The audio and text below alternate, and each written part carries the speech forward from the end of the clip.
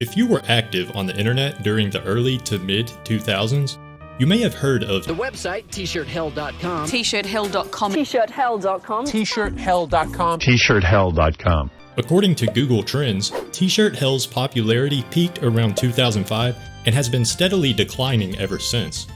At some point, t-shirthell.com was the most visited t-shirt website on the entire internet. As you might guess from the company's name, t-shirthell is known for its highly controversial t-shirt designs. And when I say highly controversial, I mean highly controversial. Like, just look at this. And that's not even the worst of it. Some of these designs are too risky to show on YouTube. Regardless, the company was a huge success. Several celebrities have been spotted in the t-shirthell brand, including Mark Cuban, Slash of Guns N' Roses, and Robert Smith of The Cure. And one of the site's more mild t-shirts even appeared in an episode of Scrubs. But this video isn't about tshirthell.com. Originally, this was going to be a short video about tshirthell, but as I began to do some research, I realized that tshirthell.com itself wasn't half as interesting as the man who founded it. So no, this isn't a video about tshirthell. This is a video about how the man known as Sunshine Megatron went from rags to riches and back to rags again.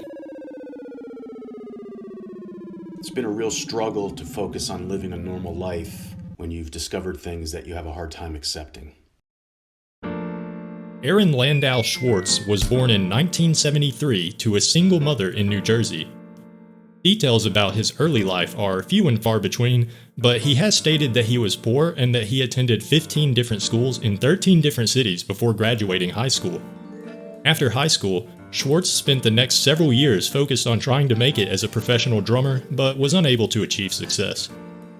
At the age of 25, so around 1998, he decided to, quote, take a stab at the world of computers and internets by starting a couple of small web-based companies. His first foray into internet business came in the year 2000 when he founded FreakFarm.com. This site was, well, it sure was something. I guess you could say it was a shock humor website, and boy was it shocking. Just to give you a little glimpse at what FreakFarm.com had to offer, there was a section of the site called Home Improvement Advice from the Homeless, in which Schwarz would go out on the streets of New York City with a camera and a microphone and get homeless people to answer user-submitted questions on home improvement. Actually, I'm not sure if Schwarz was in front of or behind the camera in these videos, or if he was even there at all, because I'm not actually able to find any of these videos online. Anyway, this was easily the least shocking section of FreakFarm.com. I'm not even going to bother talking about most of the content on FreakFarm because I don't want to get my channel banned off YouTube. Eventually, FreakFarm started another street interview series titled FNN, or Effing News Network, where they would go around and ask people awkward or inappropriate questions while making sure to say the F word at least once or twice in every sentence. It is kind of bull, right? What do you? But do you have any thoughts on this fucking shit? I don't talk like that. How do you talk? But perhaps the most interesting part of FreakFarm.com was their t-shirt section. FreakFarm sold a few different t-shirt designs. Their shirts had cute little slogans like, I the girl in Hanson, or Britney Spears is a whore. But then, well, there was also this. As outrageous as these t-shirts were, they must have earned Schwarz a bit of money because in 2001 he decided to create a whole website dedicated solely to selling t-shirts like these, tshirthell.com.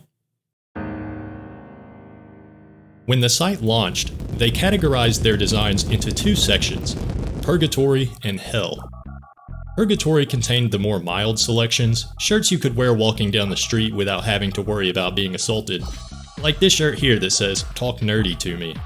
Or this one that says, I used to listen to NSYNC when they were underground. Hell was home to the more offensive shirts like this. I wouldn't suggest wearing something like this out in public. Eventually, the Hell section was renamed to Worse Than Hell, and the Purgatory section took on the moniker of Hell. Anyway, some of the Worse Than Hell designs got tshirthell into hot water over the years. In 2004, tshirthell received a cease and desist order from Dual Star Entertainment over a t-shirt reading, "I f***ed the Olsen twins before they were famous." Soon after that, they also received a cease and desist order from eBay for their shirt reading, "I bought Christopher Reeve's wheelchair on eBay." In fact, throughout the course of the site's lifetime, they've received more than 20 cease and desist orders from celebrities, corporations, and civic groups. However, as far as I'm aware, tshirthell never gave in to any cease and desist orders, and they've never faced any consequences. Well, not in a business sense anyways. In April of 2005, Arron Schwarz was allegedly poisoned after hanging out with some people he didn't know. He felt certain that this attempt on his life was made in response to some of his t-shirt designs, and he reacted by temporarily removing the "worse than hell" section from the website. Later in that same year, a person wearing one of tshirthell's shirts was kicked off of a Southwest Airlines flight. I can't find any details on what shirt they were wearing, but maybe it was this one.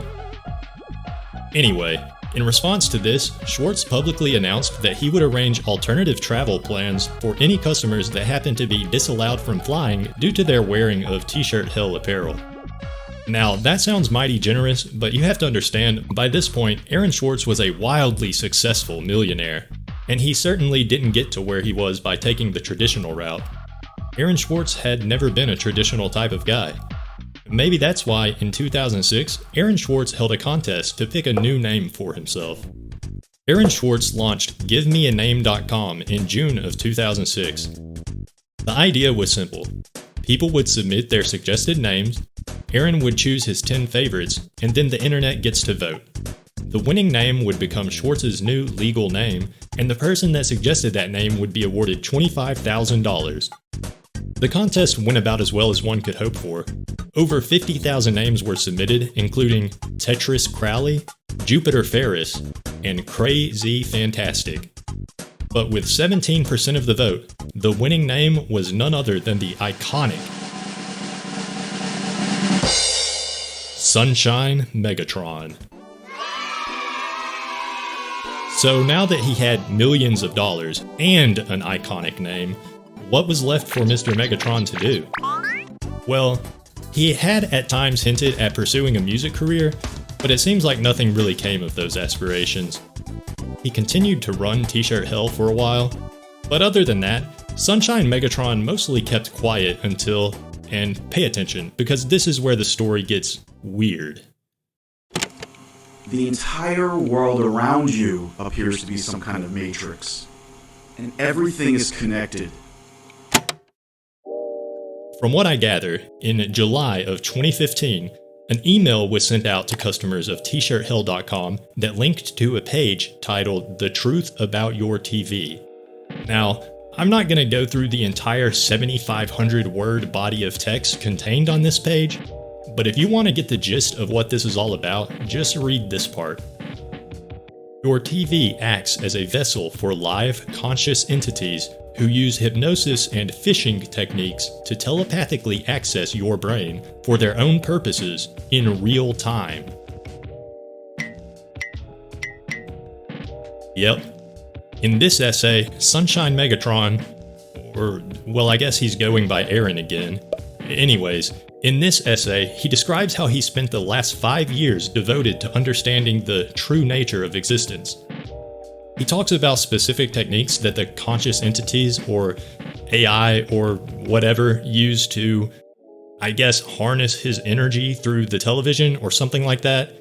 And I'm pretty sure this isn't all some big joke, because Arron actually has a website and a YouTube channel where he documents proof of his theory. The website is AaronProof.com, and its earliest entry dates all the way back to November 2011. His YouTube channel, Am Truthor, is essentially the same thing, but in video format. Most of the videos consist of screen recordings of Arron's television as he flips through the channels and describes how the AI is trying to hypnotize him or feed on his energy or something like that. It's weird, but I've got to admit, it makes for some pretty compelling viewing. Anyway, After an upload in January 2019, the Am Truthor channel was quiet for 3 years until February 2022, when he uploaded a video titled Long Time No A. This video is different from Am Truthor's regular content. In this video, which is actually just an audio recording, Arron Schwarz, or Sunshine Megatron, whatever you want to call him, describes how he's recently been homeless and is currently staying at a family member's home. There's really not a whole lot more to the video than that. He shares the links to his PayPal and Venmo accounts in the description and hesitantly asks for donations to help him pay his bills. Look, I'm not a psychiatrist, so I'm not going to sit here and try to diagnose this man with any kind of mental condition. All I can say is that when someone goes from a net worth of millions to sleeping on the streets, that's not a good situation. Despite his highly contentious t-shirt slogans and the questionable content on his FreakFarm.com website, from all the research I've done, I don't think Arron Sunshine Megatron Schwarz is a bad person. It's easy to look at the things he's been saying over the past few years and write him off as some crazy ex-millionaire gone mad, but whatever you think about the guy, he still deserves privacy and security just like any other human being. I'm not saying you should immediately go find his Venmo account and donate to him. I mean, I'm not gonna do that.